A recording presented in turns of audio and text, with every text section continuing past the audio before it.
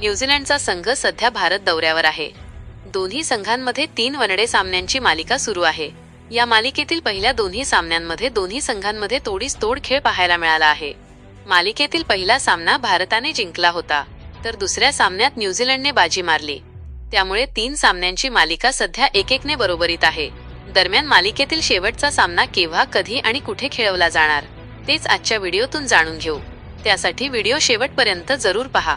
मित्रांनो, मालिका 1-1ने बरोबरीत असल्यामुळे मालिकेतील शेवटचा सामना निर्णायक ठरणार आहे.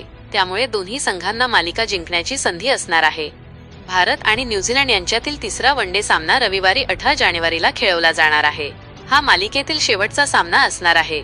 सामना इंदूरच्या अहिल्याबाई होळकर स्टेडियममध्ये खेळवला जाणार आहे. आजपर्यंत या मैदानावर टीम इंडियाने 6 सामने खेळले आहे, ज्यामध्ये पूर्ण 6 सामने भारताने एकहाती जिंकले.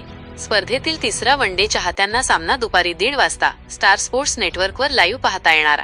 तसेच या सामन्याचे लाईव्ह स्ट्रीमिंग तुम्ही जिओ हॉटस्टारवर लाईव्ह पाहू शकता.